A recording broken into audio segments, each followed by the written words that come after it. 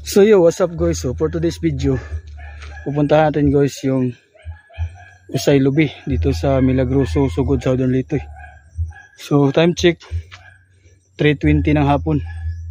So akyatin natin doon sa taas yung kaya tawag nilang Usay Lubi. So napapansin nyo guys, ako lang mag-isa dito. Yan. So yung araw, matirik yung araw. Yan. Mainit pa.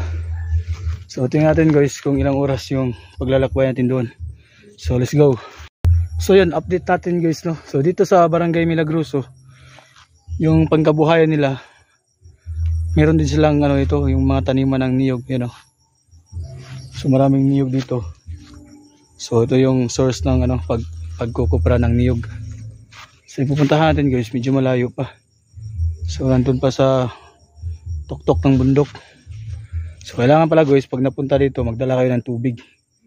Bibili kayo ng tubig doon sa bayan ng Sugod para hindi kayo mahirapan pagpunta dito ng wala kayong tubig. So yun, tsaka maganda dito pag madaling araw at saka yung hapon na, para hindi mainit. Gaya ngayon yung pagpunta ko dito 3:20 ng hapon, so medyo mainit pa to. So dapat pala mga 5 ng hapon or mga 4:30. So yun, update lang muna guys.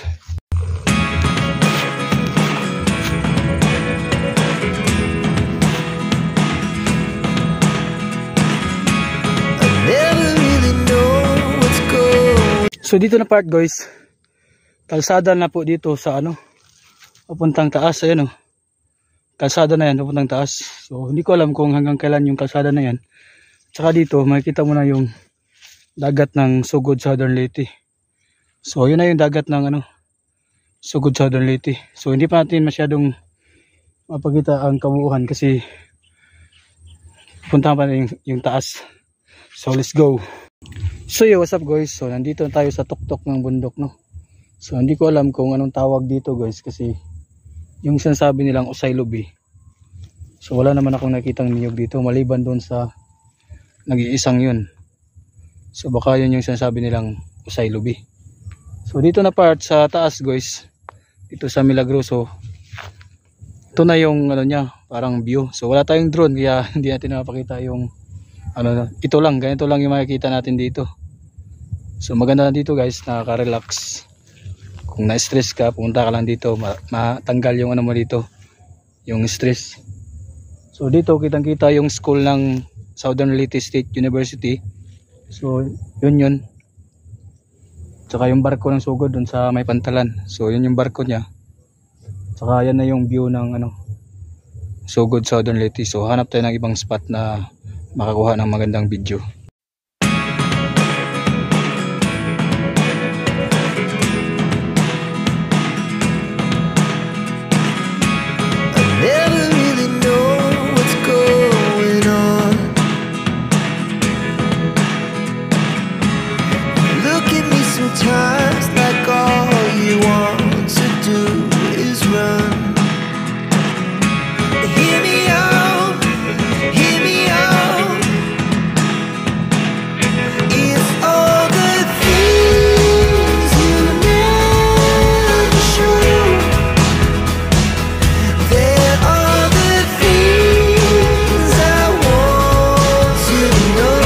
Palihog kong subscribe sa channel ni Abay. Sa nga mo? Nelson Tantoy Sarte. Nelson Tantoy Sarte. So subscribe agad diyang YouTube channel o Facebook, parehara mo no? So mga to. What's up guys? So hinihingal ako guys. Kasi galing ako dun sa baba. Yung kaibigan natin nandun, magawa din siya ng YouTube channel. So dito daw yung tinatawag nilang Usay Lubi dati. Natumba ng bagyong Udit kaya nawala. So ito na yun.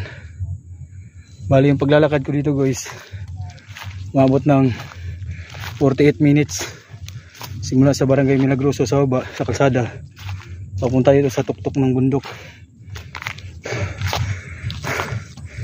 So yun, dala din ako ng tubig saka yung makain na chicherya. So ngayon pababa na ako guys. So nakita ko na yung kabuuan ng ano ng lugar. So maganda talaga dito guys. So advice sa dito, pag napunta kayo dito, magdala kayo ng ano, tent. So dito maganda maglagay ng tent dito na matulog sa gabi or sa madaling araw pumunta dito para sikat ng araw makikita nyo. So tingnan nyo naman, napakasulit. So nakakawala ng stress dito sa lugar na to. Ayan, yan yung mismong Sugod Southern Leyte. So yan, pababa na ako guys. So yan guys, nakababa na ako galing sa Usay Lubi doon sa Milagroso, sa pinakataas na bundok. So yun, pababaan tayo guys. Nakakapagod. So wala naman tayo makikita ang sasakyan dito na pababa sa bayan. Lakad-lakad lang muna tayo guys. So tara, let's go.